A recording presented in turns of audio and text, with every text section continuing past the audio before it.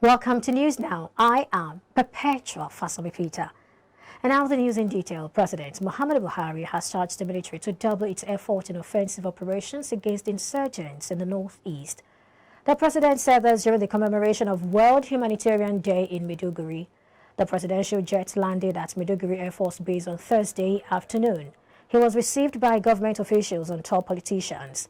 The president commissioned Bulumkutu Teachers' Quarters and 500 housing estates in Mulai. Marking the World Humanitarian Day at the Maiduguri Government House, President Muhammadu Buhari lauded the army for securing the nation and smooth resettlement of IDPs. I therefore implore you not to relent in your efforts. Continue to take the fight to their hideouts and ensure they are completely eliminated. Let me use this medium to invite all relevant agencies to continue to provide support to the government's drive to stabilize the IDPs care for victims of insurgency, as well as commitment to the ongoing processes concerning Boko Haram ISWAP members who are willing to surrender. The North State government is determined to ensure to begin the closure of IDP camps outside Maiduguri early next year, inshallah. More groups have continued to blame the nation's state of insecurity and economic failure on lack of competence in leadership. Participants at the 9th edition of the Lagos Public Relations Stakeholders Conference said the way out of the nation's current economic and security crisis is proper leadership structure. IBrandTV senior reporter W.H.O has the details.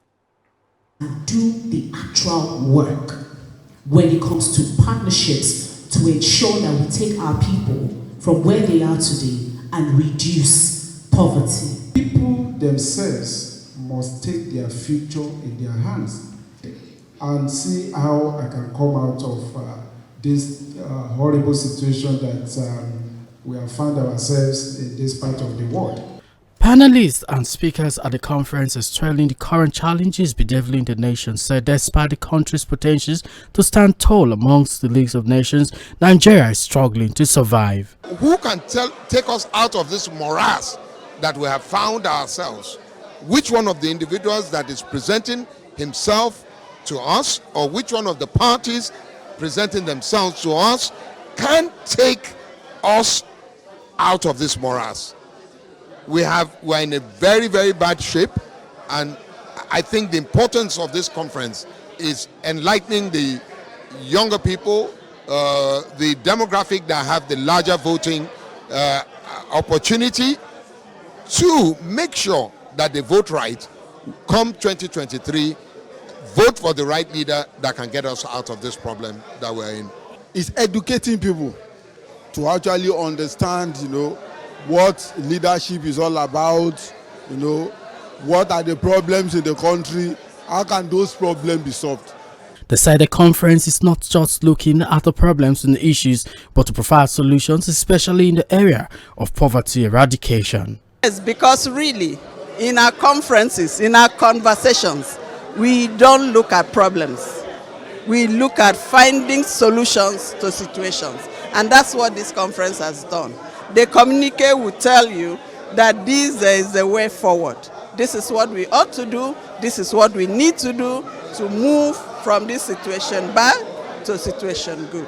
And one of the ways to actually be able to reduce poverty, because I know eradicating poverty is actually a dream for us, but almost impossible. But one of the ways to reduce poverty is to get more young people have the necessary skills and be able to sort of scale up their business, start businesses, be able to employ people. For us at LSCTF, we believe that the more nano and micro businesses that we support, the more we empower them to hire. And once they can hire, we are effectively contributing to reducing poverty.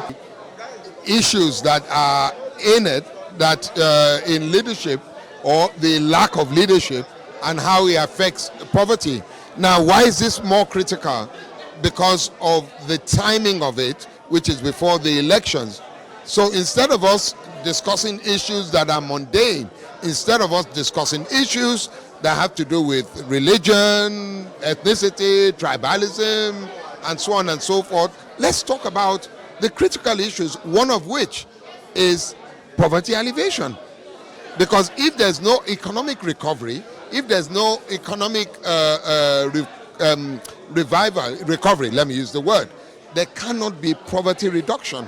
The 9th Lagos Public Relations Stakeholders Conference is with the theme Conversations on Leadership and Poverty Eradication. W.H.O reporting for IBrandTV News. Several terrorists reached their early graves and others were severely injured after police officers in Katsina State repelled them in Wapa Village, Kurufi local government area of the state. According to police authorities in the state, the incident occurred on Friday after a distress call was received that terrorists numbering 24 on motorbikes and shooting sporadically with AK-47 rifles attacked the village and kidnapped the duo of Aminu Wapa and Wada Sali of Wapa Village, Kurufi local government area. Upon receipt of the information, the State Police Command deployed its tactical teams to the area and engaged the hoodlums in a fierce-gun duel. The police spokesman in the state, SP Gambo Isa, explained that a team of police officers is still combing the area with a view to arresting the wounded terrorists and recovering their dead bodies. Federal government has unveiled a policy document known as the National Guidelines for Water, Sanitation and Hygiene in healthcare facilities meant to improve sanitary conditions and check spread of infectious diseases. Speaking during the launch of the document on Thursday in Abuja, Minister of Health, Dr. Osagi Ehaniri, said that clean water is a basic necessity for ensuring good health care for citizens. It said the move is in acknowledgement of the fact that lack of clean water and good sanitary condition in healthcare facilities were responsible for the spread of some infectious diseases. The government lamented that despite the hand-washing campaign promoted as one of the critical lines of defense against the spread of the highly contagious and deadly coronavirus disease, 95% of all healthcare centers in Nigeria are presently at risk of becoming epicenters of the disease due to lack of access to combined water, sanitation and hygiene services.